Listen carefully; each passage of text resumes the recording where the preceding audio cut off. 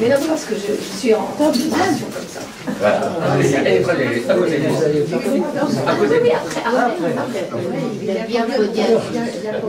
Merci à tous d'être venus. Aujourd'hui, je vois que vous êtes très nombreux, je suis très content. Et ce soir, on a deux invités. Henri de Courtivron, qui est là, qui va nous parler de son pèlerinage. C'est un pèlerin courageux, mais il va nous parler de ses ampoules aux pieds, tout ça. C'est pas tout intéressant. Et d'autres choses aussi. Et puis Marion Rimbaud, que j'ai connu, qui sont des amis. Henri était venu une précédente soirée, et c'est lui qui nous a proposé de faire cette soirée sur Saint-Jacques. Bien sûr, j'ai sauté sur l'occasion, c'est tellement un sujet intéressant. Et Marion, j'ai connu Marion au Centre culturel indo-français Tapovan. Voilà. C'est ça? Il y a une dizaine d'années. Il y a une dizaine d'années déjà. Et oui, on est obligé de l'avouer.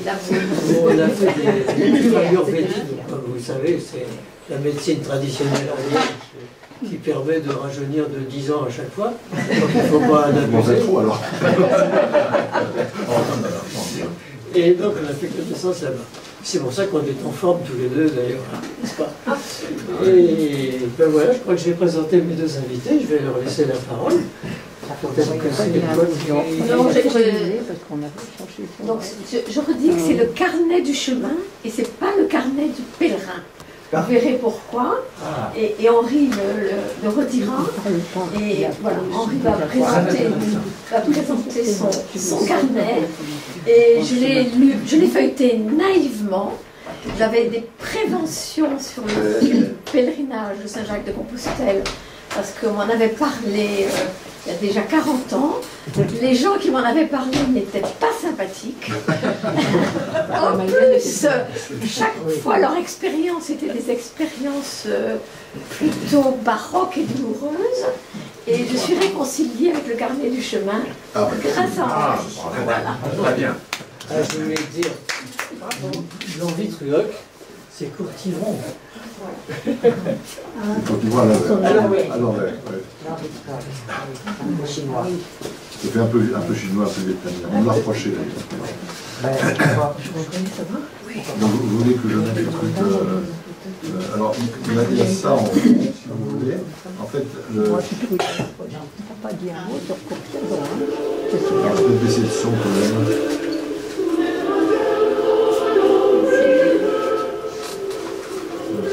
Alors là, vous allez voir défiler en fait tout le curseur en haut. Ah oui. Tout le carnet du chemin qui donc défile comme ça, page après page. Et chaque double page que vous allez voir correspond en fait à une journée de marche. Ça disparaît pas, je sais pas. Il est parti du puits.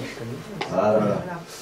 Donc nous sommes partis du puits en Velay et nous avons été jusqu'à Saint-Jacques-de-Compostelle, donc ça fait 1600 km.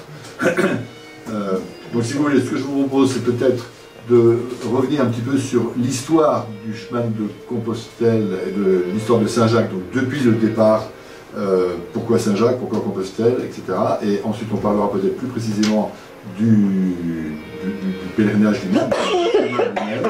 Et puis après ça, je répondrai évidemment à toutes les questions que vous pourriez avoir. Donc en fait, Saint-Jacques est un des apôtres du Christ. On dit Jacques le Majeur parce qu'il y avait deux Jacques en fait parmi les 12 apôtres. Et celui-là est le frère de Jean, fils de Zébédée, était un des disciples très proche du Christ. Lorsque le Christ envoie ses disciples pour évangéliser, Jacques part en Espagne, où il essaye d'évangéliser l'Espagne, avec un succès un petit peu mitigé. Il y passe quelques années, et il revient après à Jérusalem, et là les Romains font un peu la chasse aux chrétiens, et il est mis en prison par Hérode Agrippa, qui est le petit-fils du Hérode que l'on connaît, qui était du temps de Jésus. Il est mis en prison, et il lui fait couper la tête, et donc Jacques meurt. Les disciples de Jacques, qui savaient que Jacques était très attaché à l'Espagne, demandent à récupérer la dépouille de Jacques, la mettent sur un bateau et ils veulent repartir en Espagne. Donc ils franchissent le détroit de Gibraltar et ils remontent, ils arrivent en Galicie. Et là, le bateau s'échoue plus ou moins et ils arrivent dans une région qui s'appelle la région de Padrone. Et ils enterrent la dépouille de Jacques dans un endroit qui est donc près de la mer. L'Espagne à ce moment-là est évidemment partie de l'Empire romain, et les Romains interdisent aux chrétiens d'honorer les mémoires et d'avoir un culte en mémoire de leurs martyrs, de leurs saints, etc. Et donc, il ne se passe rien, et les chrétiens sont obligés de ne pas vénérer la dépouille de Jacques. Là-dessus, l'Espagne, c'est intéressant parce que ça permet de faire en fait un résumé très rapide des grandes étapes de toute la période de l'Europe, parce que là, l'Espagne en particulier, mais ça reflète bien l'Europe. L'Espagne est progressivement envahie par les tribus visigoths qui viennent du nord, puis après par les tribus, les Maures qui viennent du sud à partir de l'an 711. Et donc toute cette partie là, donc de la Galicie où est enterré Jacques, en fait les chrétiens ne peuvent rien faire et il ne se passe rien.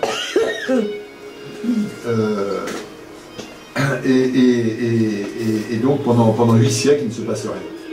Et puis après, alors, on se réfère à la Légende dorée, qui est un livre qui a été écrit dans les années 1260 par Jacques de Voragine, qui raconte la vie d'un certain nombre de saints, et en particulier Saint Jacques. Dans la Légende dorée, il raconte donc que Jacques, qui donc, comme on vient de le dire, avait été décapité par Hérode à Jérusalem, était reparti en Espagne sur son bateau mort, et il raconte que il y a des phénomènes curieux qui se passent à un certain endroit, avec des phénomènes un peu surnaturels, et il y a des étoiles qui apparaissent, des nuées d'étoiles qui apparaissent dans le ciel au-dessus d'un endroit particulier, et il nous dit que c'est probablement l'endroit où était enterré Jacques. Donc il raconte ce qui se passait, donc on est en 1260, et il raconte ce qui se passait donc à cette époque-là en 800 et quelques. En 813, l'évêque de la région, qui s'appelle Théodomir, qui entend parler de ces phénomènes surnaturels, va voir l'endroit que semblent indiquer ces nuées d'étoiles, et en fouillant, il trouve une sépulture, et il pense que c'est la tombe de Saint Jacques. Alors pour vous situer, 1813, Charlemagne est mort en 814, donc on était à cette époque-là, il y a une légende qui dit que Charlemagne, alors ça ne colle pas très bien avec les dates, mais la légende dirait que Charlemagne aurait été également à cet endroit-là, et aurait d'ailleurs fait construire une petite chapelle qui est toujours qui a été intégrée dans la cathédrale de Saint-Jacques de Compostelle actuelle. Donc il y a toujours la crypte, qu'on appelle la crypte de Charlemagne, qui serait cette crypte qu'aurait construite Charlemagne, mais qui en fait, c'est la légende qui le dit, mais les dates ne collent pas très bien, parce que l'apparition, enfin la découverte de la sépulture de Jacques est en 813, Charlemagne est mort en 814, donc on voit un peu difficilement comment elle a pu faire ça. Enfin c'est la légende, et on continue à parler de la crypte de Charlemagne dans la cathédrale de Saint-Jacques de Compostelle. Et donc, on trouve donc cette dépouille que l'on pense être celle de Saint-Jacques. Donc tout de suite, on construit une petite église, et progressivement, cette petite église devient un lieu de pèlerinage. La ville se développe, devient un centre et spirituel et économique, et ça grossit de plus en plus. À tel point qu'on est en 899, et là, la première cathédrale à Saint-Jacques de Compostelle est consacrée sur l'endroit où on a trouvé donc Saint-Jacques. Mais la zone n'est quand même pas de tout repos, puisqu'il y a toujours les morts qui sont toujours là, et en 997, les Maures attaquent Saint-Jacques-de-Compostelle et détruisent la cathédrale. Sous la direction de M. Al-Mansour, qui massacre beaucoup de monde et qui détruit la cathédrale. Mais avant ça, en 950, donc quelques années après la consécration de la première cathédrale en 899, la rumeur donc, de ce pèlerinage se répand et l'évêque du Puy-en-Velay, qui s'appelle Codescalque, entend parler donc, de ce qui se passe à Compostelle, et il décide d'aller voir, et il est le premier, enfin, un des premiers à faire le pèlerinage du Puy-en-Velay jusqu'à Saint-Jacques-de-Compostelle, et c'est pour ça qu'aujourd'hui, le chemin qui part du Puy-en-Velay, qu'on appelle la Via Podiensis, en latin ça vient de podium, podium voulant dire les monticules volcaniques, donc c'est pas directement dérivé du Puy-en-Velay, mais ça correspond à la région volcanique du Puy-en-Velay. Donc c'est la Via Podiensis qui franchit les Pyrénées au-dessus de Saint-Jean-Pied-de-Port et qui va jusqu'à Saint-Jacques-de-Compostelle, et donc c'est ce qu'on appelle le Camino Frances, qui est donc le chemin parcouru par les Français. Donc l'évêque du Puy-en-Velay est un des premiers pèlerins à avoir été jusqu'à Saint-Jacques, et le nom de Saint-Jacques-de-Compostelle vient du fait que quand il y avait ces signes un peu surnaturels qui semblaient indiquer à un endroit, il y avait donc plein d'étoiles dans le ciel, qui rappellent évidemment l'étoile du Berger, mais là il y en avait beaucoup, dans le ciel qui était au-dessus de l'endroit où était enterré Saint-Jacques, et donc toutes ces étoiles faisaient un chant d'étoiles, donc Campo de Stella, donc ça donne Compostelle, donc Compostelle veut dire le chant d'étoiles. Voilà, l'origine du mot. Et donc la cathédrale est donc démolie en 997 par Al-Mansour, et elle est finalement reconstruite après, progressivement, et l'église, enfin la cathédrale que l'on voit aujourd'hui, a été donc reconstruite à partir du XIIe siècle, avec des ajouts qui sont du XVIIe et du XVIIIe siècle, avec un côté assez baroque, que vous verrez à la fin quand on arrive à Saint-Jacques-de-Compostelle. Et donc elle a été pas mal remaniée au cours des siècles, et pour avoir la forme qu'elle a actuellement. Alors, après que cette cathédrale ait commencé à être reconstruite, il y a donc pendant le 12, 13, 14 et jusqu'à la fin du XVe siècle l'apogée du pèlerinage de Saint-Jacques. Et il faut voir qu'à cette époque-là, enfin, déjà à partir de l'an 1000 pratiquement, c'était le grand développement de l'activité spirituelle, intellectuelle en Europe, en France en particulier d'ailleurs, avec des monastères qui se développaient beaucoup. Cluny à l'époque, qui avait été fondé en 909, qui était devenu un des plus grands centres culturels et spirituels d'Europe. À l'époque, Cluny, la cathédrale de Cluny était plus grande que Saint-Pierre de Rome. Alors, pas le Saint-Pierre de Rome actuel, parce que le Saint-Pierre de Rome actuel a été agrandi, mais à l'époque, l'église de Cluny était plus grande que le Saint-Pierre de Rome de l'époque. Et puis il y a eu après la reprise en main, en quelque sorte, des bénédictins avec la création de Cîteaux, avec l'ordre des cisterciens, qui reprochait aux bénédictins de Cluny d'être trop préoccupés des biens matériels, d'accumuler trop de richesses et d'avoir oublié la règle de Saint-Benoît qui était l'humilité et la pauvreté. Et donc Cîteaux a pris la relève en étant créé en 1098 et a créé beaucoup de monastères dans toute la région en France. Et donc c'était la grande époque des monastères, et évidemment Saint-Jacques-de-Compostelle était intégré dans ce maillage de monastères, d'abbayes et de couvents. Et à partir du XVe siècle, cette période donc, de grande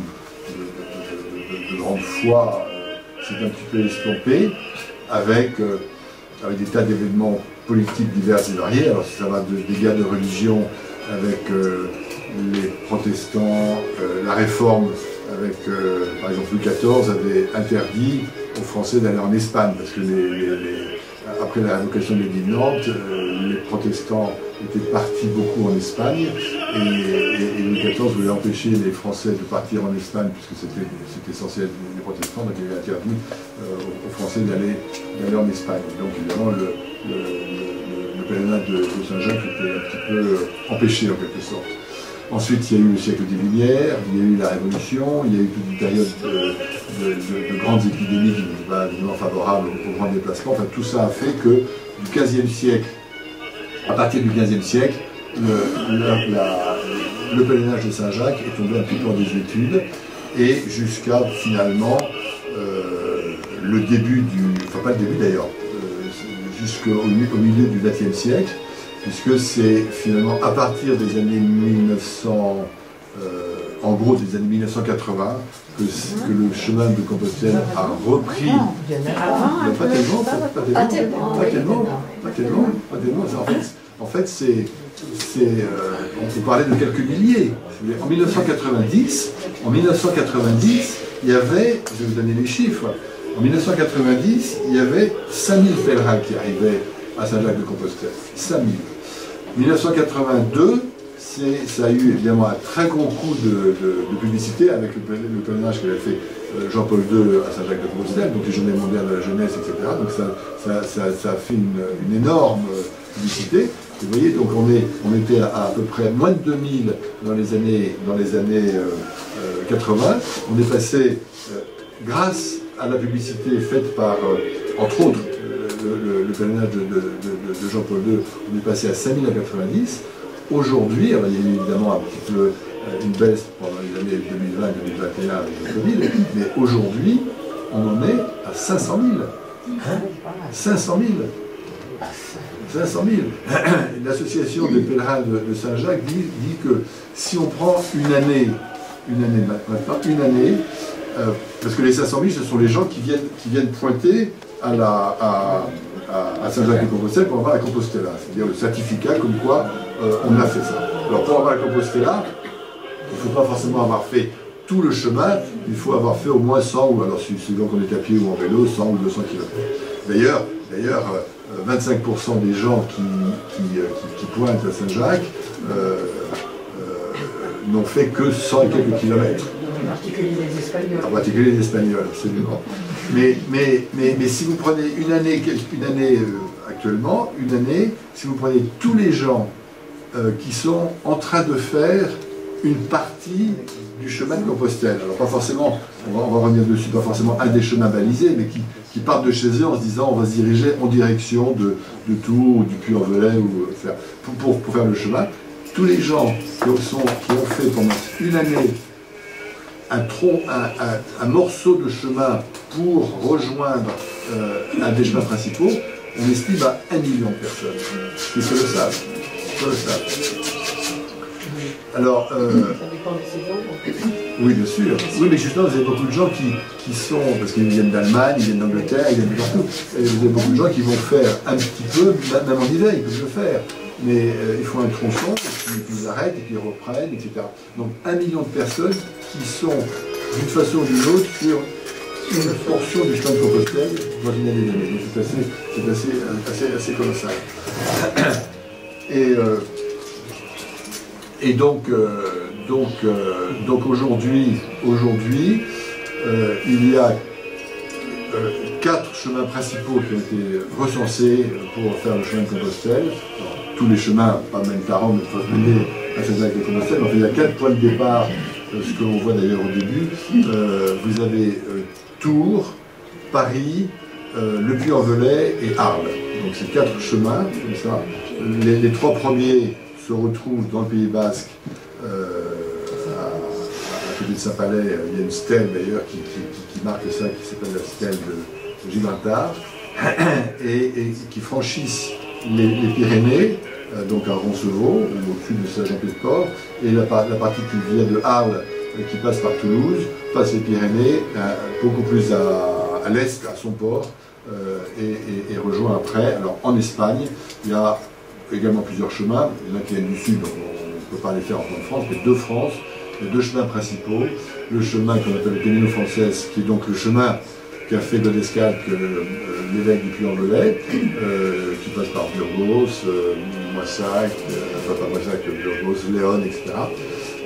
Et un chemin qui se développe un petit peu, qui est ce qu'on appelle le chemin du Nord, qui longe en fait la mer par le nord et qui rejoint le Camino Frances un petit peu avant Saint-Jacques-de-Compostelle.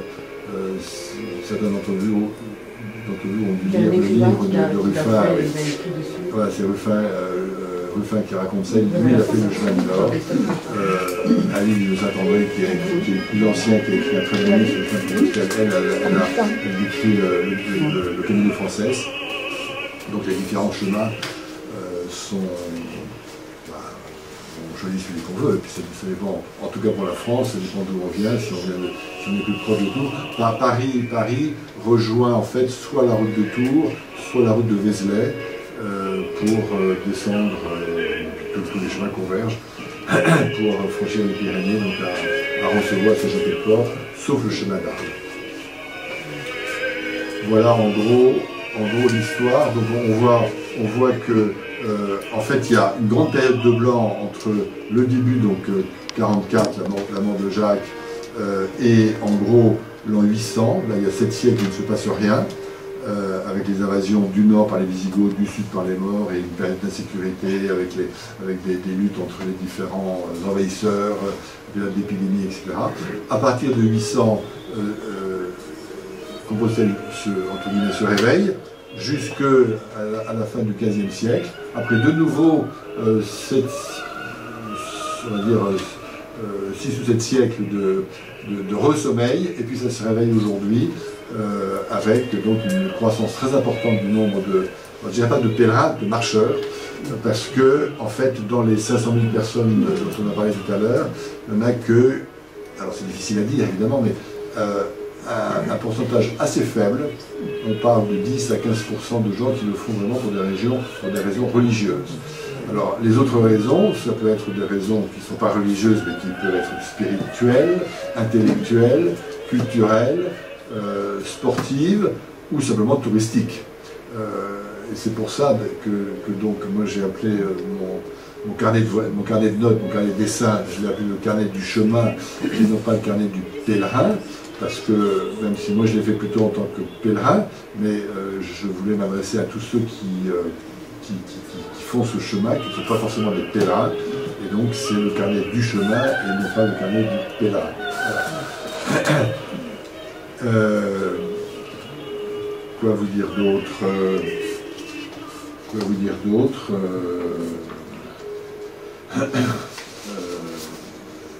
Alors peut-être, est-ce qu'il y a des questions à ce moment-là? Moi je veux dire que naïvement, quand j'avais feuilleté ce carnet, je pensais que le marcheur avait les pinceaux et le carnet, et que le soir, après avoir marché, il croquait. Et bien pas du tout, c'est pas passé comme ça. Hein? C'est merveilleux, c'est appareil de dessin. C'est vous-même qui l'a pas fait? Non, Henri ne l'a pas fait au fur et à mesure. Alors, je ne l'ai pas fait pour plusieurs raisons. Alors ma première question, est-ce qu'en partant, vous aviez l'intention d'en faire de suivre les étapes avec après un dessin? Est-ce que tout de suite, il y a eu ce projet-là? Non, parce que d'abord, on ne sait pas ce qu'on va voir. Et c'est vrai que c'est cette accumulation on voit que des merveilles, que ce soit des paysages formidables, des bâtiments formidables, des œuvres d'art partout. Finalement, je me disais, j'ai envie de raconter ça, enfin de le représenter, mais je ne savais pas à l'avance que j'aurais envie de représenter ça. Donc non, j'avais pas la Donc c'était pas un projet. C'était pas partie du projet de la marche et de la randonnée. Vous l'avez fait qu'une fois? Oui. Vous avez une bonne mémoire alors. Donc alors maintenant il faut raconter. Alors si vous voulez, chaque page, comme je vous l'ai dit, alors à chaque fois qu'on passe, par exemple ici on est de la 60e étape. Oui, on a déjà fait 1459 km. Oui. Aujourd'hui, bon, on voit pas. Aujourd'hui, on a fait ces chiffres suivants, 25 ou 26 km, et il reste encore, on va le voir là, il reste encore, donc là ça va être la 61e étape. Oui, il y a 63 étapes. On a déjà fait 1490 km, aujourd'hui on fait 30 km et il nous en reste 25,3 à faire. Et donc chacune de ces doubles pages est une journée de marche. Là, vous voyez, c'est donc ça c'est l'arrivée sur Saint-Jacques-de-Compostelle. Et donc, donc en gros on fait 25 km, en moyenne 25 km par jour. Et pour faire les dessins, c'est donc 25 km, c'est en gros 5 heures de marche. Alors si on veut faire les dessins sur place, il faut d'abord avoir transporté le matériel. Alors on va revenir dessus parce que c'est éventuellement encombrant. Il faut trouver le temps de le faire, et ça prend beaucoup plus de temps de faire les dessins d'une étape que de faire l'étape à pied. C'est plus que 5 heures pour ça, pour faire les dessins. Donc moi j'ai eu l'impression de faire le chemin en fait 2 fois, mais demandé si j'ai fait plusieurs fois. Je l'ai fait en fait une fois en marchant et une deuxième fois le crayon à la main, on va dire. Donc une fois les chaussures aux pieds, une fois les crayons à la main. Ça prend plus de temps de le faire le crayon à la main que les chaussures aux pieds. Et donc je n'ai pas fait les dessins sur place parce que 1, j'avais pas le temps. 2, je pense que il faut laisser tomber la poussière pour que finalement, quand on le refait après, on représente ce dont on se souvient vraiment, ce qui a plus marqué que le reste. Et il faut aussi, quand on est sur une étape en particulier, je vais me le remettre, sur une étape en particulier, on se dit, bon, aujourd'hui je vais de tel endroit à tel endroit dans mon dessin. Qu'est-ce que je vais représenter? De quoi est-ce que je me rappelle? Comment le représenter? Donc il faut trouver des images. Vous voyez là on voit les 4 chemins, donc Tours, Vézelay, Le Puy-en-Velay et Arles.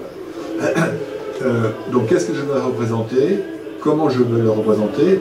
Et là, alors j'avais fait quelques croquis sur place quand même, quelques photos que j'avais prises.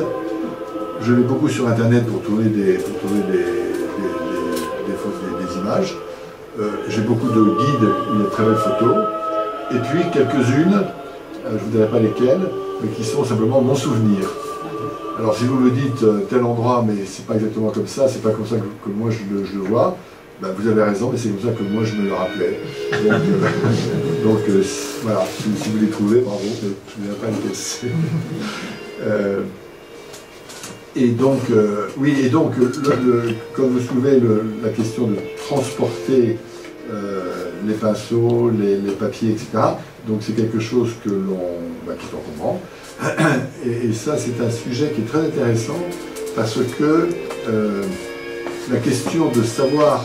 Enfin, il y a 2 questions à se poser quand on envisage de faire le chemin de Compostelle.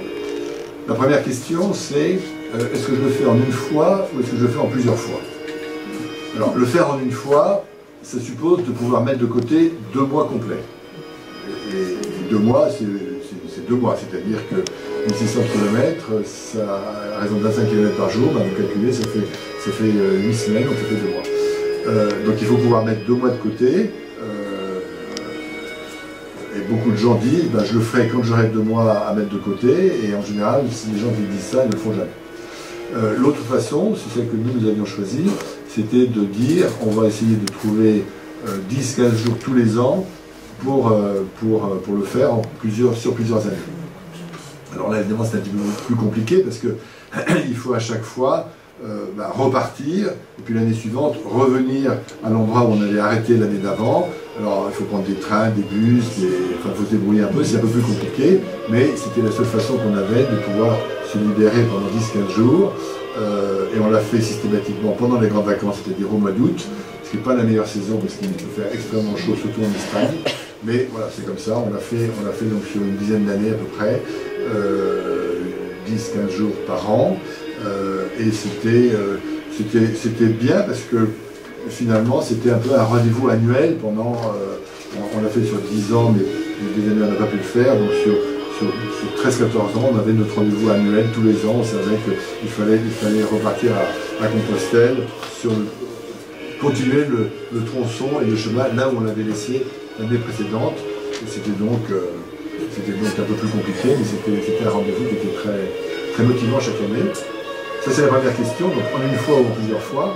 La deuxième question, qui est beaucoup plus importante, c'est presque philosophique, c'est est-ce que je vais porter ou faire porter mes bagages? Alors, ça paraît anodin comme ça, en fait, c'est pas du tout anodin.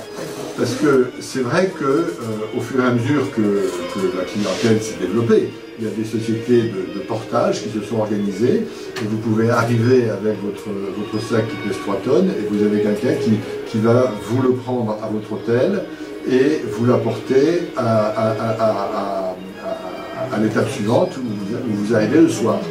Donc c'est très commode, vous n'êtes plus à vous soucier, vous pouvez marcher librement, vous n'êtes pas encombré de sacs, etc. Mais ça a deux conséquences. La première, c'est que ça vous oblige à établir votre programme de façon très précise, en disant tel jour je serai à tel endroit et je vais dire à la société qui transporte les sacs que je serai à tel hôtel, tel jour, et que j'arriverai à tel hôtel, etc. Donc ça vous oblige à faire un programme qui est assez fixe. Alors, vous pouvez toujours vous dire je peux changer si j'ai un imprévu, mais n'empêche que si vous avez un imprévu, alors vous allez téléphoner à la société en disant alors, vous devez prendre mon sac à tel endroit, mais finalement je ne suis pas à tel endroit, je suis à tel autre, etc. Enfin, vous êtes à peu près sûr de faire votre sac, si vous sortez de la grille que vous avez fixée. Donc vous vous imposez un espèce de carcan qui est très difficile à modifier. En tout cas, ça vous impose et ça entrave votre liberté. Alors que lorsque vous avez tout avec vous, vous avez envie de partir plus tôt, de rester plus longtemps, vous avez une totale liberté pour vous décider jusqu'où vous allez aller tel jour. Donc vous avez une très grande liberté et donc vous avez un sentiment de liberté qui est très important. Et la deuxième contrainte, la deuxième conséquence, c'est que si vous portez votre sac, eh bien vous portez votre sac. et que plus il est lourd, plus c'est pénible. Et donc plus il est léger, mieux c'est. Et ça vous met dans une logique de dépouillement qui est en fait, alors ça dépend aussi évidemment de l'esprit avec lequel vous êtes parti. Si vous allez pour faire du tourisme, c'est pas les mêmes préoccupations, mais si vous y allez dans un esprit plus pèlerinage et plus spirituel, la notion de dépouillement est importante et le fait de devoir avoir un sac le plus léger possible, c'est au point que nous, donc, on faisait une étape, enfin, on partait 15 jours. Donc, le guide, le gros guide, on allait s'intéresser dans le gros guide que pour les 15 jours qui nous intéressaient. Donc, on n'emmenait pas le gros guide qui était lourd, mais on n'emmenait que les pages qui concernaient le tronçon que nous allions faire. On n'emmène pas un tube de dentifrice plein, on emmène un tube de dentifrice pour 10 jours, enfin, etc. Et donc, vous arrivez à avoir un sac qui finalement est assez léger, et on s'aperçoit que ce qui paraît très important, ben, finalement on peut s'en passer, et que finalement, d'une année sur l'autre, le sac est de plus en plus léger, on amène de moins en moins de choses, et du coup, vous avez ce sentiment ben, c'est une autre forme de liberté, en fait, vous êtes dépouillé du superflu, et ça change complètement l'esprit dans lequel vous faites ce chemin de Compostelle. Vous n'êtes plus dans un esprit de marche tout simplement avec quelqu'un qui porte votre sac et donc d'une certaine façon vous dépendez. Vous avez tout avec vous, vous avez une totale liberté et vous êtes pas totalement dépouillé, mais vous êtes dépouillé au maximum, ce qui vous permet de vous apercevoir qu'en fait le superflu n'est pas du tout nécessaire. On en arrive même d'ailleurs à se rendre compte à certains moments que, alors nous, surtout on était au mois d'août, donc c'était quelquefois très chaud, finalement le principal poids de notre sac c'était les 2 litres d'eau qu'on devait emmener. Et finalement le matin on partait avec 2 litres et au fur et à mesure qu'on les buvait, ben, on s'allégeait de 2 litres et ça fait une grosse différence. Donc ces deux considérations, est-ce que je le fais en une fois ou en plusieurs fois, est-ce que je porte mon sac ou est-ce que je ne le porte pas, ça donne tout de suite l'environnement global de votre parcours sur le chemin. Alors évidemment, il y a beaucoup de gens qui le font en fait essentiellement parce que comme maintenant c'est bien organisé, c'est très facile de trouver des points de chute, des hôtels, des auberges, etc. Donc c'est très simple. Et le chemin est à la fois très bien balisé, Donc c'est le GA65, donc on n'a absolument pas besoin de s'y connaître en carte, dans un boussole, on ne se perd pas, ou si on se perd, il faut vraiment le vouloir. Et donc on peut très bien décider, un beau matin, de partir. On est sur le GA65, on part d'un endroit que l'on choisit, on peut marcher 1 jour, 2 jours, 3 jours, 4 jours, comme on veut. On a à chaque fois un point de chute. Alors c'est un peu différent en France et en Espagne. En France, il y a beaucoup de chambres d'hôtes, de gîtes, de petits hôtels, et évidemment de gîtes paroissiaux, etc. Alors là aussi, c'est une question de choix. On peut décider de n'aller que dans les refuges paroissiaux. Alors il faut aimer la grande salle où il y a 50 lits les uns contre les autres, avec 50 personnes qui ne sont pas forcément très bons, qui ronflent éventuellement la nuit, qui partent très tôt le matin, et une douche qui n'est pas forcément de la dernière propreté, et l'eau qui n'est pas forcément... enfin, etc. Bon, alors on peut le faire, mais il ne faut pas... Enfin, nous, c'est ce qu'on s'était dit, on ne va pas s'interdire non plus de temps en temps d'être dans soit chambre d'hôte, soit petit hôtel. Alors ça, c'est en France. En Espagne, par contre... alors oui, et en France, on peut réserver. C'est-à-dire que le matin, enfin, nous c'est ce que nous faisions, le matin on partait, alors on part assez tôt, en général on part vers 5 ou 6 heures, 5h30, 6 heures du matin, pour ne pas marcher dans les grosses chaleurs. Et il y a une bible du marcheur sur le chemin de Compostelle qui s'appelle le Miam Miam Dodo, qui est un recueil de tous les endroits, étape par étape, où il y a tous les restaurants, refuges, hôtels, gîtes, etc. Et donc nous partions le matin, et à partir de 9h, on regardait jusqu'où on voulait aller. Alors la liberté d'avoir notre sac avec nous. On dit, tiens, aujourd'hui on va aller jusqu'à tel endroit, et à ce moment-là, on passait 3-4 coups de fil, ou un ou 2 coups de fil, à une adresse qui était indiquée dans le Miam Miam Dodo. On réservait pour le soir, et on arrivait le soir, et top, on avait notre gîte pour la nuit. Alors qu'en Espagne, on ne peut pas réserver. On ne peut pas réserver, donc c'est premier arrivé, premier servi. Et comme il y a beaucoup plus de monde, et qu'en plus il y a beaucoup d'Espagnols qui font le chemin de Compostelle en vélo, évidemment ils arrivent avant nous, et donc ça c'est quelquefois un petit peu embêtant. Il faut arriver avant 3 heures. Il faut arriver avant 3 heures, et encore. Moi j'ai fait le chemin du bout en bout. Oui, oui. Nous sommes arrivés une fois, on allait dans un village en Espagne, et puis là, on ne pouvait pas réserver, donc, et donc on commence à faire le tour de tous les gîtes, tous les endroits où vous pouvez, c'est complet. Alors, on dit, si vous voulez, vous pouvez vous mettre là, il y avait une espèce de auvent devant le porche de l'église, on nous faisait qu'à dormir là. On n'avait pas de salle de couchage, on n'était pas équipé pour ça, puisque comme on emmenait très peu de choses, on n'avait pas ni tente, ni matelas, ni etc. Et on nous dit, il y a un monastère à 10 km, là peut-être qu'ils ont de la place. Alors, bon, très bien, alors j'appelle le monastère en question avec mon mauvais espagnol, et je dis, est-ce que vous avez de la place dans le dortoir? Oui, on a de la place. Ah, super. On est à tel endroit, on a encore 10 km à faire, on est là dans 2 heures, est-ce que vous pouvez nous garder deux lits? Il dit, ah non, on ne peut pas réserver. D'accord, mais est-ce que vous pensez que si on fait encore 2 heures, est-ce que vous pensez qu'il y aura de la place? Ah, ça, je ne peux pas vous dire, ça, c'est à vous de voir. D'après vos expériences, les nuits précédentes, est-ce qu'il y avait de la place? Ah, ça, je ne peux pas vous dire, je ne peux pas savoir. C'était Herman qui nous répondait. Alors on dit, non, il est quand même pas sympa. Et donc, il était genre 5 h du soir, on reprend nos sacs, on se retape 10 km. Donc, on avait déjà fait 25 km, donc on arrive épuisé au monastère en question, avec 35 km dans les pattes. Et toc, on frappe. Le brave moine arrive, il dit, oui, c'est nous qui avons téléphoné tout à l'heure. Comme ça, bon, bonjour, pas du tout, rien. Vous avez encore de la place? Oui. Il y avait un dortoir de 100 places, il y avait 2 places de prise. On s'est retrouvé dans un dortoir quasiment vide. Et là, on en a voulu un par moine. Voilà, ça fait partie des pas très bons souvenirs, mais sinon il y a beaucoup de bons souvenirs. Alors vous voyez, donc on voit beaucoup de merveilles, et on dit aussi qu'on rencontre beaucoup de monde. Alors ça, c'est à la fois très vrai et très faux. C'est-à-dire que lorsque l'on marche, donc c'est quand même le gros de la journée, par définition, on ne rencontre personne, parce que tout le monde marche en même temps, dans la même direction. Donc on ne croise personne. On ne croise jamais personne. Et donc pendant la journée, eh bien, on ne rencontre personne.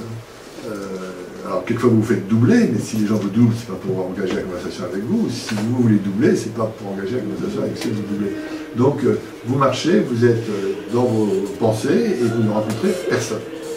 En revanche, le soir, alors, sauf si vous décidez d'aller systématiquement dans un petit hôtel ou un endroit où vous ne serez pas dérangé par d'autres, mais si vous êtes soit dans un gîte, soit dans un refuge paroissial, soit etc. En général, il y a à ce moment-là le dîner qui se passe ensemble avec d'autres pèlerins ou d'autres marcheurs, parce qu'il n'y a pas que des pèlerins.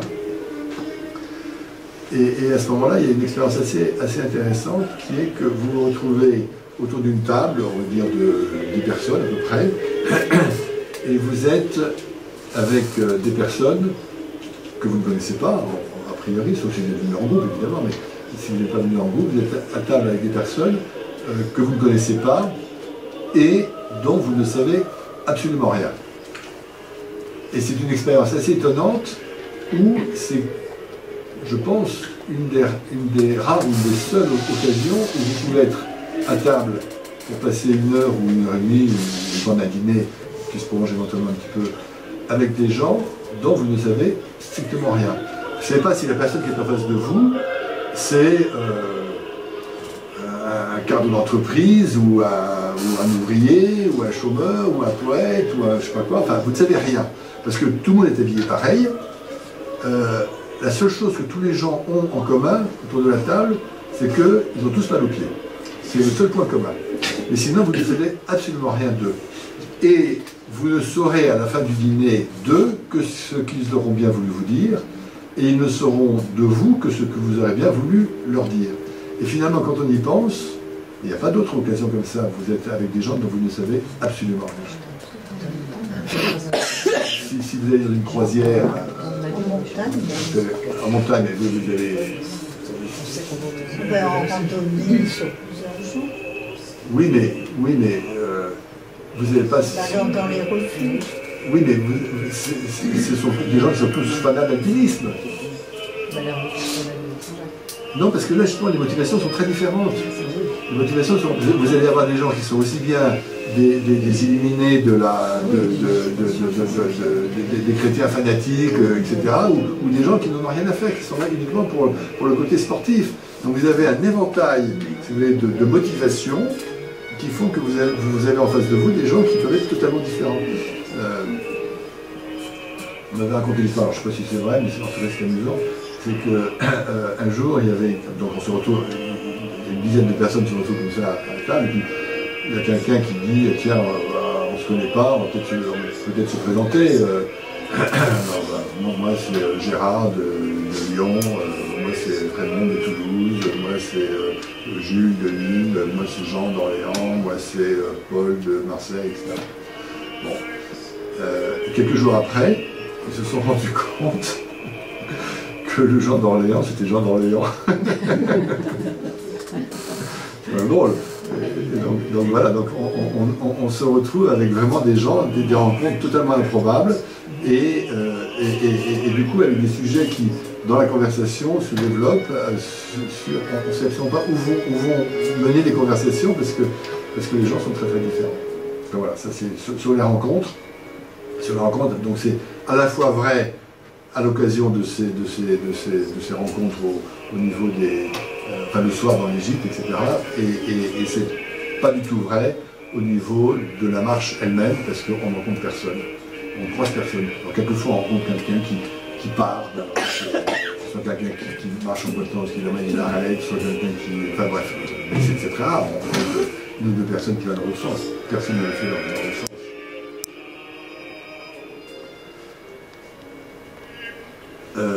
Que vous dire d'autre? Est-ce qu'il y a des questions qui... Mais j'ai trouvé qu'il y avait dans ce carnet, je sais pas, c'est ce qui m'a frappé, beaucoup plus de monuments que de paysages. Ah bon? Oui, alors c'est clair. C'est équilibré, me Oui, semble-t-il. mais je sais pas, c'est ce qui m'a frappé. Alors, ce qui m'a frappé, moi, c'était le nombre de monuments qu'ils soient religieux ou qu'ils ne soient pas religieux. Et je me disais, ça témoigne quand même de routes très fréquentées. Ah oui. Voilà, donc ce carnet du chemin, c'est un chemin très civilisé, si on peut dire, très, qui témoigne d'époques différentes, et même d'époques anciennes, et aussi de quelques créateurs relativement récents, puisqu'il y a Gaudi, il y a Miro, oui, il y en a peu. Oui, il y en a peu, c'est vrai. C'est Gaudi, il a remarqué Gaudi. Il y a Gaudi, il y a cette... à Léon, cette église dédiée à la Vierge. Une église moderne avec les 12 apôtres. Voilà, mais alors, voilà, celle-là,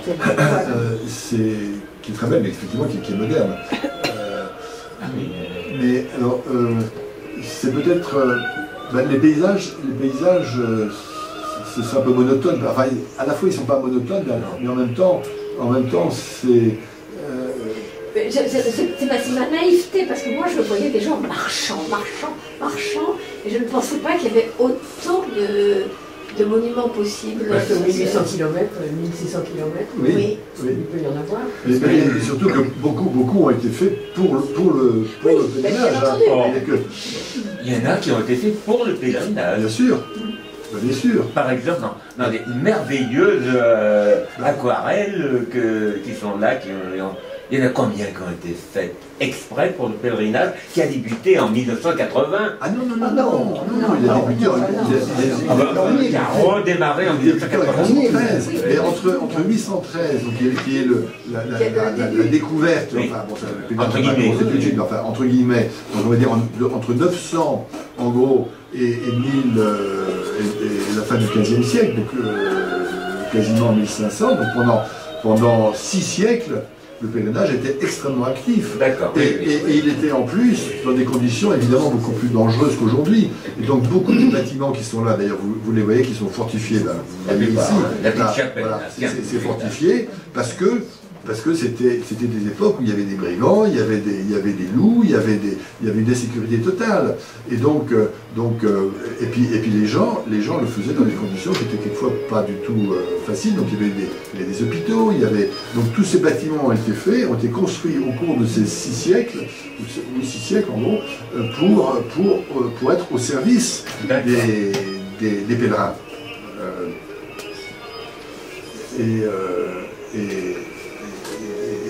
Et donc, plus il y avait de gens qui faisaient ce chemin parce que on était protégés, etc. Plus il y avait de monde, plus il y avait de construction, plus il y avait de construction, plus il y avait de monde, etc.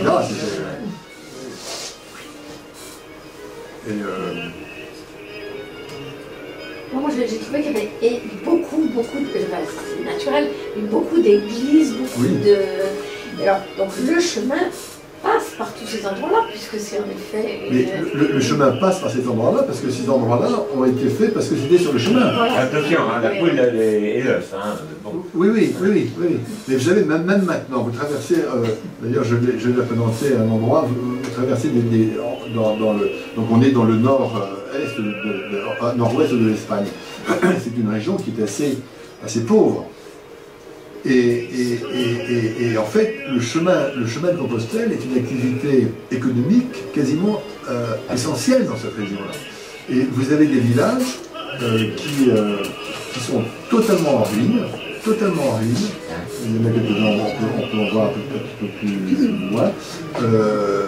Et vous avez le chemin qui passe, qui traverse un village totalement en ruine, mais toutes les maisons qui sont sur le chemin sont transformées en boutiques qui vont vous vendre un coca, une bière, un chapeau, etc.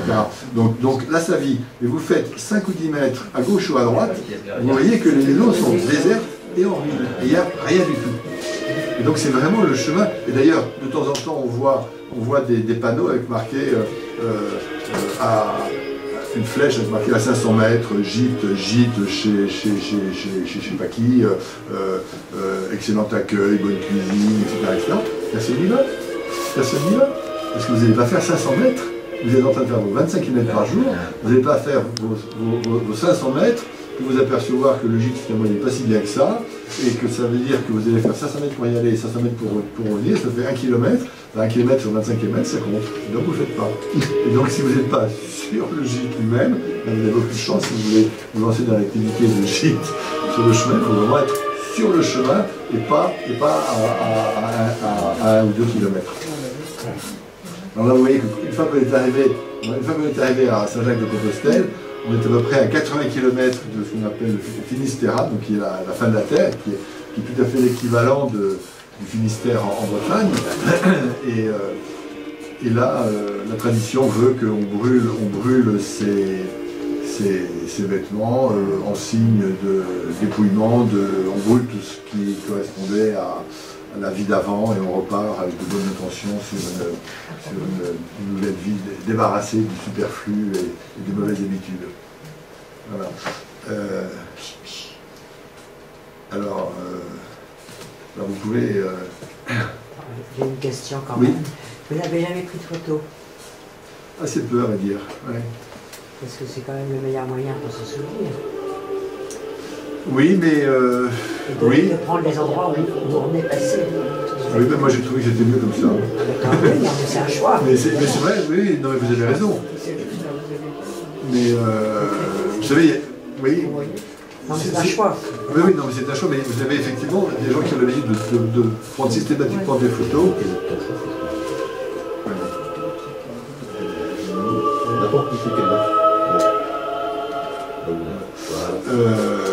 Oui, c'est une question. Vous avez des gens qui prennent beaucoup de photos, d'autres qui en prennent peu. Moi, je ne suis pas très photo, donc non, je n'ai pas pris beaucoup de photos. Mais en fait, avec tous les livres qu'il y a sur Compostelle, avec tous les trucs que vous pouvez trouver sur Internet... c'est pas tout à fait la même chose que le sentiment que l'on a. C'est vrai. C'est vrai. En l'an 1000, il ne prenait pas de photos quand il faisait le pèlerinage. Pardon? En l'an 1000, il ne prenait pas de photos quand il faisait le pèlerinage. Non, il ne faisait pas de carnet de chemin. Même si d'ailleurs il y en a un qui s'appelait Paco, et puis en 1200 qui avait fait un peu qui avait raconté le chemin de Compostelle. Mais je trouve que enfin moi ce que j'ai trouvé bien, c'était de le faire après, où on a vraiment l'impression que les choses se sont décantées et que finalement on dit là l'étape suivante, on va le voir, donc c'est la troisième étape. On se dit tiens, aujourd'hui je vais représenter l'étape qui va de Saint-Alban au Mont-Aubrac. Bon. De quoi qu'est-ce que j'ai envie de représenter? De quoi est-ce que je me rappelle? Et donc il y avait ça. En fait, on prenait pas de photos, mais on écrivait pas mal. On écrivait un journal assez précis. Donc on savait que... mais écrit, on racontait. Et on disait, ah oui, c'est vrai, là, c'est là où il y avait... Bah, on avait vu ces vaches de l'Aubrac qui sont tout à fait magnifiques. Et donc voilà, les souvenirs, c'était plus écrit. Et après, on se disait comment représenter ce dont on se souvient par écrit. Et c'est là où il fallait... En fait, il faut... Oui, ben, il y avait, par exemple, chez Germaine, c'était tout à fait typique. Chez Germaine, c'était en plein Aubrac. Et l'Aubrac, on est en plein mois d'août. Et on a peu les trois. On a eu de la grêle, du brouillard, quasiment de la pluie. Il faisait un froid polaire. Et on arrive au Mont-Aubrac. Et on arrive dans cette auberge chez Germaine, où il y avait un feu de cheminée que j'ai représenté, des tartes aux fruits rouges qui étaient un délice. On a mis nos chaussures à sécher dans le feu et on est reparti.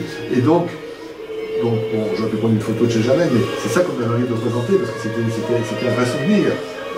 Et d'ailleurs, beaucoup de gens qui sont passés par là se souviennent très bien de chez Germaine, parce que l'Aubrac c'est quand même spécial, hein. C'est vraiment extraordinairement sauvage et rude, avec les empilements de pierres, des Montjoie, qui servent en fait, alors ça sert à délimiter le chemin, mais quand il y a la neige. C'est quand il y a la neige, exactement. Ça permet d'être au-dessus de la neige, et donc on sait que le chemin passe par là. Et voilà, donc il y a des souvenirs un peu personnels qui sont perdus dans tout ça, mais ça, c'est pas des photos qui auraient pu me rendre.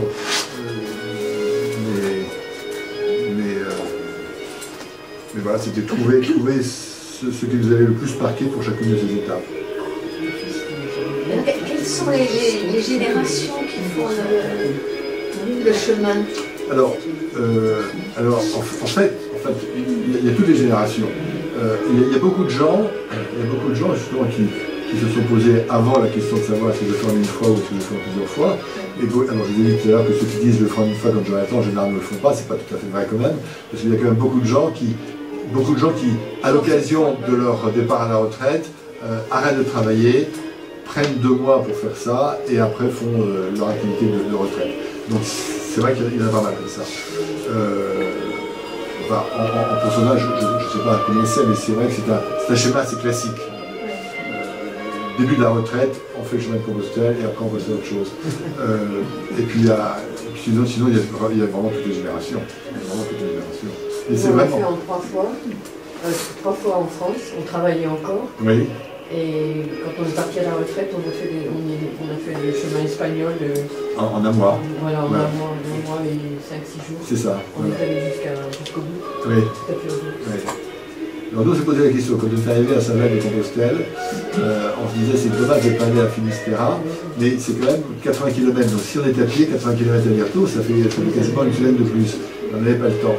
Donc on s'est dit, bon, notre objectif c'était Saint-Jacques-de-Compostelle, on est arrivé, alors on avait commencé à chercher, à se dire alors c'était pas triché parce que le but c'était vraiment Saint-Jacques, on s'est dit on va y aller en bus ou en car, mais c'était un peu compliqué, donc finalement, très bourgeoisement, on a loué une voiture, on a fait l'aller-retour de la journée. Nous, on est allé en bus. Voilà, mais les horaires n'étaient pas bien, enfin bon. Mais donc on ne se sentait pas obligé, entre guillemets, de le faire De le faire à pied. à pied.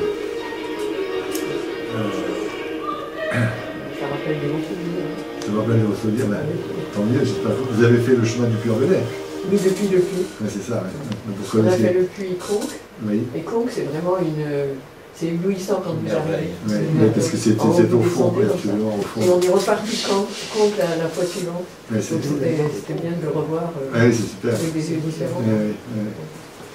Par contre, on a fait la montée pour monter à Roncevaux, là, au col de Roncevaux. Ouais.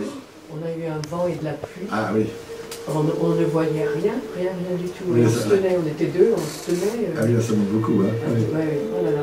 Et on devait aller dans les gîtes là par là. On n'est pas resté, on est allé en Espagne et on a trouvé une petite chambre d'hôte chez des gens qui étaient adorables. Ils nous ont laissé toutes nos affaires sur la cheminée. On était dans une chambre et la cheminée en bas était en bas allumée, donc on avait beaucoup de chaleur. Parce que c'est vrai que les gîtes à Roncevaux, oui, on se voyait mal dans c'est les le grands grand dortoirs, c'est les grands on était dortoirs. où on était. La période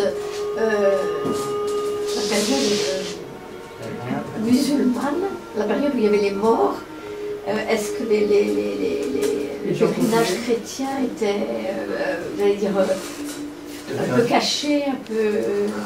Ou est-ce que ça Non, mais- avançait vraiment après? Non mais quand les morts étaient à Cordoue, il y avait une très grande tolérance en fait. Hein, et il n'empêchait pas, c'était pas du tout le... Il n'y avait pas d'antagonisme. Non, il n'y avait pas d'antagonisme. C'était des musulmans éclairés. Comment? Des musulmans éclairés. Oui. Jusqu'à une certaine limite, puisque Oui. il y avait des impôts particuliers Oui, oui. pour tous les autres. Et vous voyez par exemple à Cordoue, donc dans la grande mosquée de Cordoue, donc c'est une mosquée, et les chrétiens avaient construit à l'intérieur pas une cathédrale, mais enfin un endroit qui est en fait comme une église, Ouais. qui est toujours d'ailleurs. Criminel. Et donc là, Charles Quint qui passait par là avait beaucoup reproché aux chrétiens d'avoir fait ça, en disant c'est un scandale d'avoir fait ça. Et finalement, vous aviez à Cordoue, par exemple, un quartier juif, Ouais. avec des artisans juifs qui vivaient tout à fait alors, effectivement, on ne pouvait pas faire tout ce qu'on voulait, il y avait Oui, il y avait des servitudes. des discriminations, etc. Mais ce n'était pas du tout une interdiction. Il n'y avait pas d'antagonisme. Il n'y avait pas d'interdiction que là, par exemple, aujourd'hui en Arabie Saoudite, vous n'avez pas le droit d'avoir une église. c'était pas le cas. Et donc les morts, les Arabes ont été là. L'église au milieu, ça choque. Oui, ça choque. Ça choque vraiment. Oui, mais vous voyez, Charles Quint est furieux de ça. Ah oui, ça fait comme Charles Quint. Donc ils ont, les morts ont été là pendant 7 siècles, parce que c'est arrivé en 711, quelque chose comme ça, ils sont repartis en 1492, c'est les rois espagnols qui les ont chassés, les rois catholiques. Les Français les ont chassés en 1492. Comment? Le sud de l'Espagne a été. Oui, c'est ça, oui. C'était très progressif. Hein. Oui, bien sûr. Bah, il y a eu Charles Martel avant en France, il nous a arrêté, mais là, on est en 732. Oui. Donc il y avait en fait une vraie culture, parce que c'est ce qu'ils appelaient l'Andalousie d'ailleurs. C'était Andalous. Et donc pendant cette période-là, le pèlerinage, il y avait à la fois cette présence mauresque, mort, et en même temps ce très grand développement, qui était plus en France, avec le développement de tous ces monastères, donc 10e, 11e, 12e, jusqu'au XIIIe siècle, oui. Et donc une activité de pèlerinage qui était extrêmement forte. Le premier élan est venu de France finalement, plutôt de France que d'Espagne. Non, je ne fais pas de compétition. Oui, enfin, ce qui est sûr, c'est qu'effectivement, c'est cet évêque du Puy-en-Velay, Godescalc, qui a enclenché le mouvement. Oui, et après, mais ça venait pas de la France, ça venait de toute l'Europe. Oui. Hein. Ça venait de toute l'Europe, et donc aussi bien d'Allemagne que d'Angleterre, que des Pays-Bas, enfin de toute l'Europe. Et donc évidemment, ça passait par la France, donc sur ces 4 chemins qui se retrouvent pour passer les Pyrénées. Et après, les 2 chemins, mais à l'époque il y avait surtout le seul chemin, le Camino Frances, qui est celui que je représentais ici. Et alors, est-ce que les bienfaits, c'était les bienfaits spirituels, est-ce que c'était des bienfaits les gens partaient pour un but précis, comme une guérison, pour attendre un miracle, pour attendre Non, mais est-ce qu'il y avait des promesses de l'Église de ce côté-là? Non, il n'y avait pas de promesses, mais c'est... Moi, j'avais été témoin d'un truc un peu touchant quand on était donc là... On avait donc été à Finistère, en voiture. On avait donc volé un vieux t-shirt et un vieux Bermuda. Et puis on voit arriver à côté de nous, donc on est au bord de la mer, mais c'est assez escarpé, il y a beaucoup de pierres, on marche difficilement, c'est pas du tout une plage de sable fin. Et on voit arriver un monsieur qui marche et qui accompagne un aveugle, qui le fait avancer jusqu'à le plus près possible de la mer. Alors, attention une pierre à gauche, attention une pierre à droite, il marchait difficilement. Et on entend l'aveugle qui dit « Là tu vois, ça n'a pas marché ».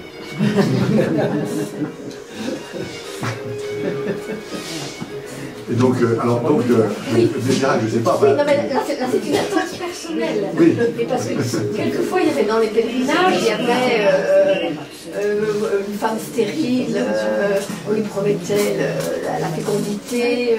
Oui, je ne sais pas s'il y avait des promesses qui étaient faites, en tout cas, il n'y avait pas d'engagement, il n'y avait pas de moyens, mais pas de résultats. Le pèlerinage pour Saint-Jacques n'avait pas une réputation spéciale. Non, mais l'Église, pour les pèlerins, gagnaient des années de purgatoire. Oui, alors, Ils gagnaient des indulgences. Ils gagnaient les indulgences. C'est ça. Et en revanche, ce qui est vrai, c'est... Enfin oui, alors les indulgences, chacun fait son affaire de ses indulgences, mais ce qui est vrai, c'est qu'il y avait une époque où quelqu'un qui était condamné à une peine de prison ou aux galères ou je sais pas quoi, on était quelquefois, alors ça dépendait des peines, de la durée, de ce qui avait été fait, etc., mais de commuer ça en pèlerinage sur Saint-Jacques. Et donc le type, il partait entouré de 2 gendarmes et il faisait le pèlerinage, et c'était sa peine. Alors, en espérant qu'il aurait une meilleure influence sur le chemin de Compostelle que dans une prison. Alors ça arrivait.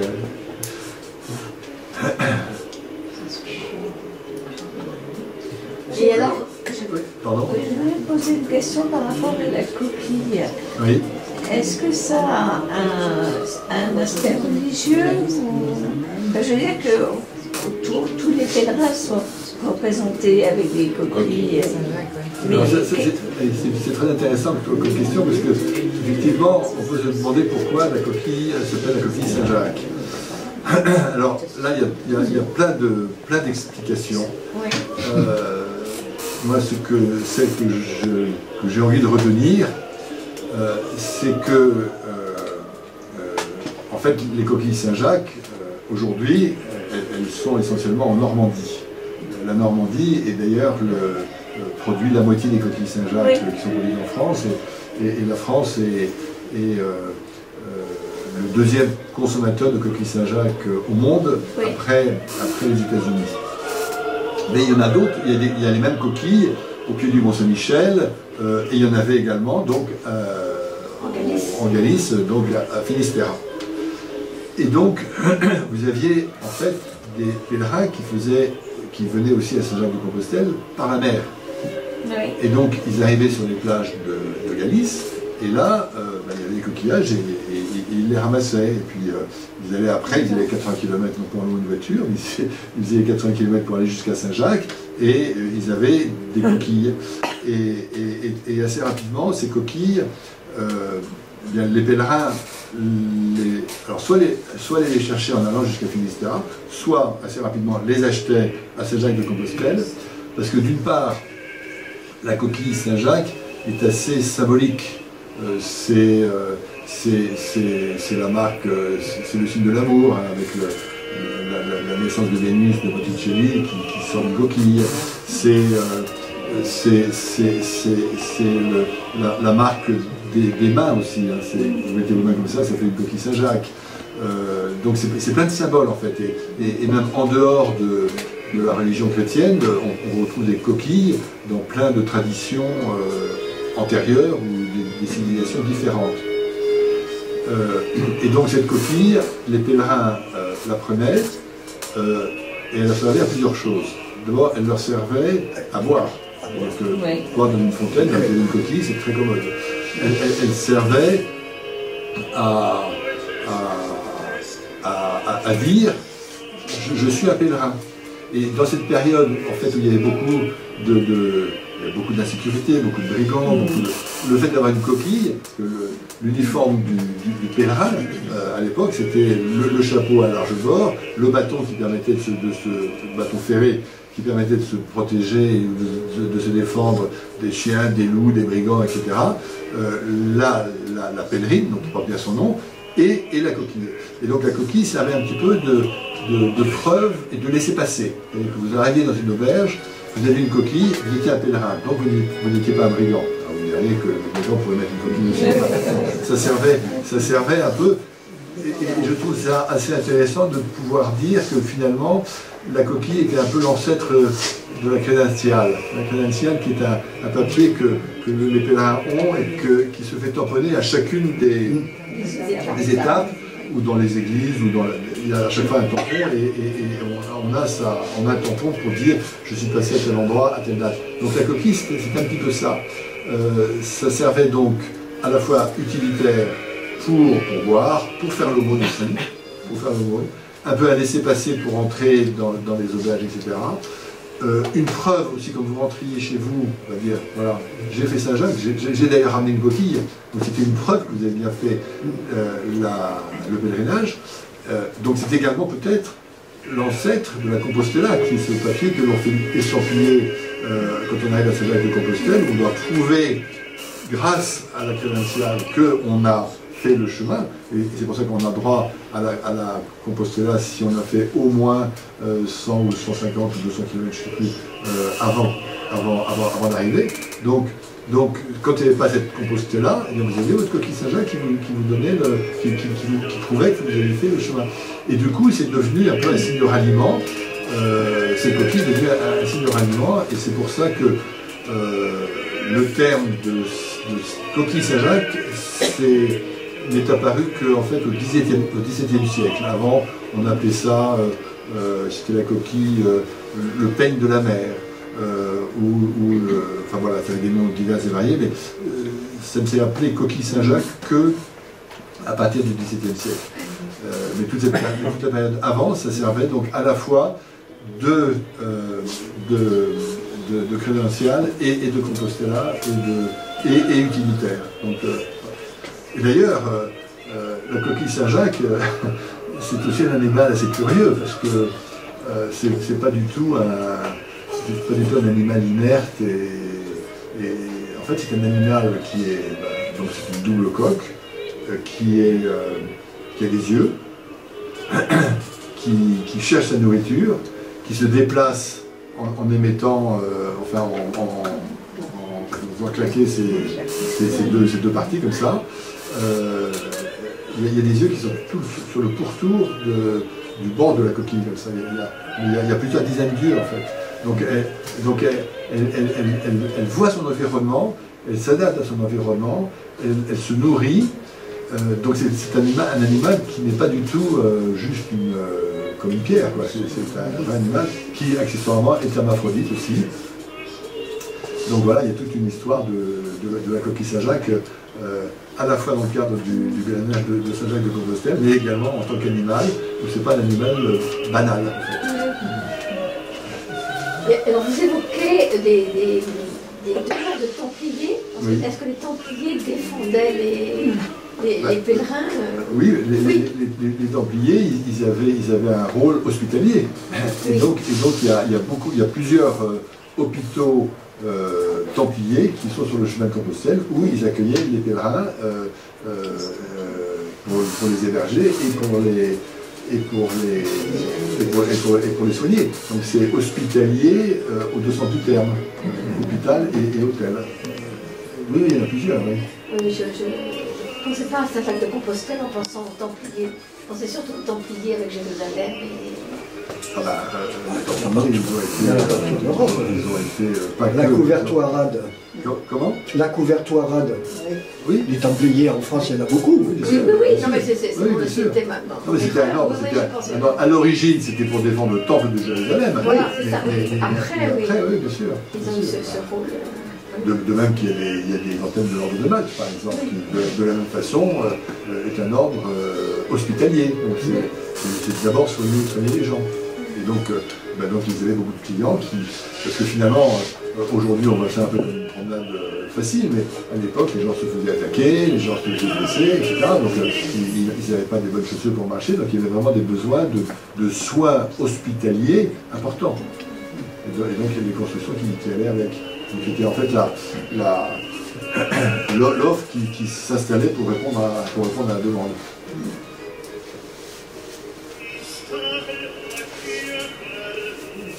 Qu'est-ce que je peux vous dire d'autre? Et vous savez, le côté dont on m'avait tellement parlé, c'était justement, on commence le pèlerinage un petit peu en ayant une expérience de marche. Oui. Mais est-ce que le plus dur c'est le début, c'est là. Alors ça c'est un des grands arguments de ceux qui le font en une fois, c'est que ça va s'arrêter. C'est un des grands arguments de ceux qui sont partisans de le faire en une seule fois. Oui, c'est ça, c'est que la mise en jambe, vous la faites une fois pour toutes. Voilà. Alors que quand vous le faites 10 ou 15 jours par an, c'est vrai qu'à chaque fois, les 2-3 premiers jours sont un peu difficiles. Ça, c'est vrai. Mais bon, c'est le prix à payer. Mais c'est vrai que les 2-3 premiers jours sont un peu difficiles. Et en plus de ça, une fois que vous êtes bien dans le rythme et dans vos chaussures, etc., vous partez. Alors c'est un côté un petit peu gâchis, parce que vous perdez la mise en forme que vous avez eu du mal à faire. Le reste de l'année. Oui, alors il faudrait pratiquer l'as de l'année, mais évidemment, on dit toujours il faut s'exercer l'as de l'année, et puis on ne le fait pas.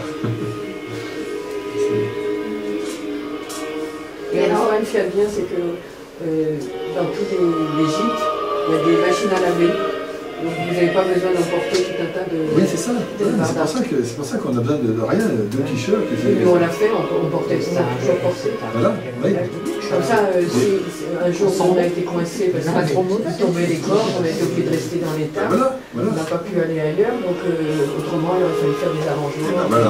Voilà. C'était beaucoup plus... Donc vous êtes d'accord avec mon analyse que ça change à la fois le côté pratique à cause de ça. On a tout sur soi, et puis bon, on a peu, mais on a tout. Mais ça change l'esprit aussi, Oui, je oui, trouve. tout à fait. On n'a pas de contraintes physiques Oui, en absolument. dehors du chemin. Oui, non, mais et puis cette idée de finalement rechercher le dépouillement et l'essentiel, je trouve que c'est pas neutre. C'est pas neutre. Oui, j'avais trouvé quelques citations que je trouvais assez intéressantes sur le fait de marcher. Vous avez par exemple Hippocrate. Donc là, on est à moins 400 avant Jésus-Christ. Hippocrate. Hippocrate qui disait marcher est le meilleur remède pour l'homme. Bon, c'était quand même un connaisseur. Vous avez Jean-Jacques Rousseau. Jean-Jacques Rousseau qui disait je ne pense jamais mieux que lorsque je marche. Et vous avez Gérard de Nerval, quelque chose de surréaliste, qui disait marcher est une façon de parler avec notre esprit. C'est beau ça. Et c'est vrai que quand on marche, finalement, on passe 5 heures à marcher et on se dit mais qu'est-ce que je vais faire pendant 5 heures? Évidemment, il faut, comme dit l'autre, on met un pied dans l'autre et on recommence. Mais en fait, les 5 heures passent vite. Parce qu'on pense à son doigt de pied qui fait mal, c'est vrai, mais pas qu'à ça. Pas qu'à ça. Et c'est vrai que les jolies choses, les jolis paysages, etc., c'est très stimulant pour l'esprit. Oui, mais alors vous n'avez pas le temps de les visiter, finalement. Ah si, si quand même. Bien sûr, oui. Bien sûr. Si, mais c'est possible. Vous savez, 5 heures, bah, vous rentrez dans une église, vous pouvez vous arrêter pour casser votre casse-croûte, vous arrêtez. Si, alors on va pas, si, peut-être à Astorga, il y a plus de choses à visiter, mais il n'y a pas tellement d'endroits où il n'y a pas de. Vous êtes à Moissac, par exemple, vous visitez le cloître, vous visitez tout ça, mais c'est pas comme de visiter le Louvre, si vous voulez, c'est pas la même chose. Non. Vous voyez des jolies choses, mais vous rentrez dans une église, vous avez passé 10 minutes dans l'église, ça va. Donc on... Et alors vous-même qui a eu une corrida, vous avez eu le temps d'assister. Oui, ça c'était magnifique. Je ne sais pas s'il y a peut-être des gens qui sont contre la corrida, mais moi je ne connaissais pas bien la corrida, mais là c'était une corrida à cheval. Et c'est vraiment magnifique. La danse du cheval et du taureau, c'est extraordinaire. Alors ça se passe le soir, donc on a le temps. Oui, non, mais parce que je n'avais jamais pensé à une corrida sur le chemin de Saint-Jacques. Non, c'est vrai, on s'est dit, là, il faut aller, il faut, mais justement, on s'est dit, les opportunités. On avait vu ça, on s'est dit, on va voir ça. On a le temps quand même, parce qu'on part à 8 heures. Parce que dans les gîtes espagnols, ils nous chassent à 8 heures, ils ferment. Donc on ne peut pas traîner. Donc si vous marchez 5 heures, vous arrivez à 8 et 5, 13, enfin vous arrivez vers 3 heures. Oui, c'est ça. 3 heures, on prend sa douche, puis après on va se balader. Dans oui, quand même. On a un petit peu de temps pour s'arrêter en route. Oui, c'est ça. Non, c'est pour ça, on n'est pas du tout. Il vous reste des jambes quand même pour visiter. Oui. Non, mais on n'est pas, c'est pas, enfin, bon, les gens qui s'amusent à faire ça un peu comme un marathon, mais c'est pas du tout le cas. 5 heures de marche par jour, à peu près, ça laisse quand même pas mal de temps, même si on s'arrête, on peut s'arrêter pour... Il y a des gens qui font 35-40 km, mais bon, ils ne voient rien, quoi. Oui, c'est dommage. C'est ça, on marche pas vite, on s'arrête parce qu'il y a un joli paysage, on s'arrête pour voir des trucs. Non, on pique-niquer. On cueille des murs sur le bord du chemin, etc. Non, on ne fait pas ça du tout, dans la précipitation. Il y a des gens qui le font un peu dans la précipitation, mais c'est pas nécessaire.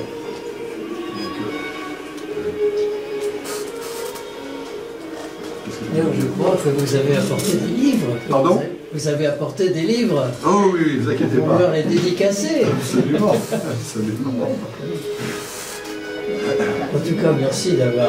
Et alors, donc, vous avez mis combien de temps pour dessiner ce pèlerinage?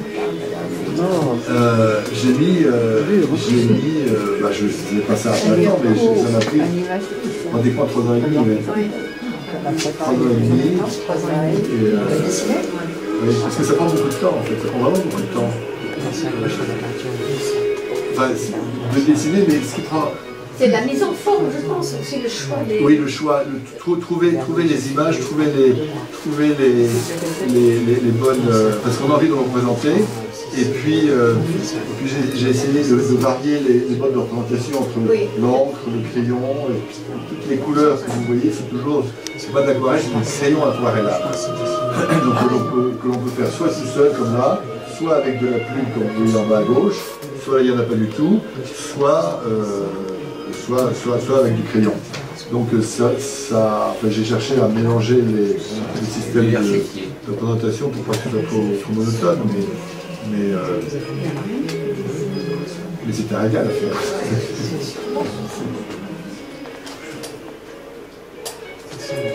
Et vous m'avez expliqué que vous avez été obligé vous n'avez pas pu faire imprimer ça en France. Oui, alors c'était difficile de le faire. Alors au départ je pensais en faire un leporello.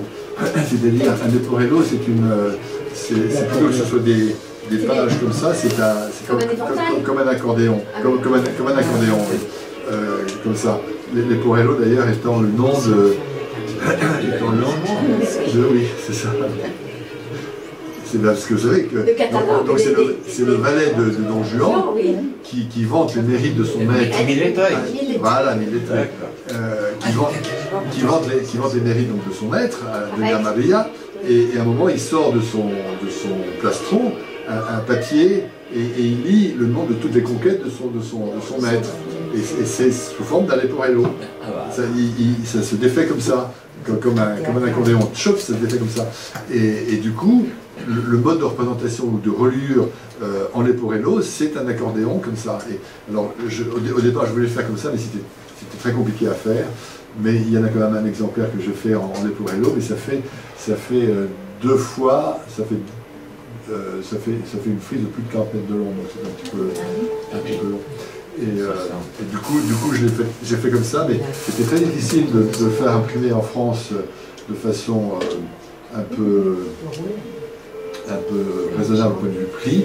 Et du coup j'ai été obligé d'aller le faire imprimer en Lettonie. Ah ouais. Donc j'avais envoyé en Lettonie les originaux qui avaient été donc scannés. Je suis parti à Riga et était dans une imprimerie ultra moderne. Et puis là, ils avaient mis tout ça sur des plaques, comme ça, et ils faisaient un premier passage. Ils disaient, est-ce que ça vous va? Alors je regardais par rapport à l'original, non, là, les jaunes sont un peu trop jaunes, les bleus sont pas assez. On va modifier son truc, et puis hop, on arrivait à.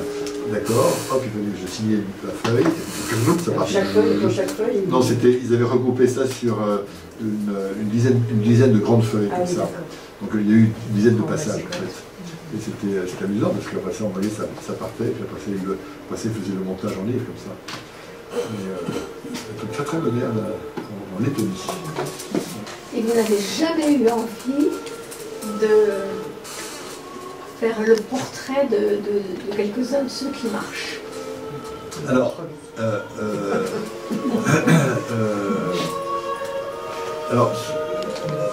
mon choix, c'était... Oui. Oui, je voulais faire quelque chose qui soit intemporel et impersonnel. Voilà. Oui, donc vous avez délibérément... Donc j'ai délibérément... Gommer les personnes, parce que ça n'apporte rien. Même des gens qui marchent, bon bah... ok, ben on sait qu'il y a des gens qui marchent. Alors, il y en a 2 ou 3 endroits quand même, mais... Il y a très peu. Mais il y en a très très peu, parce que je ne voulais pas ni faire des gens lesquels représenter, et puis je trouve que ça n'apporte rien, on ne vient pas pour voir les gens marcher, on marche, on est un des marcheurs. Donc je voulais que ce soit intemporel, donc il n'y a pas de référence de date, et impersonnel, on ne voit pas les personnes, parce que je veux que le chemin, c'est un personnage à lui tout seul, et qui est suffisamment riche en représentation pour ne pas avoir à rajouter des personnes qui, par définition, ne feraient pas partie du chemin, parce qu'elles seraient là de passage. Et donc elles n'ont pas leur place là. Même si c'est elles qui font le chemin. Il y a de la philosophie. En tout cas, c'est une réussite. Hein. Magnifique. Bravo. Bon. Merci.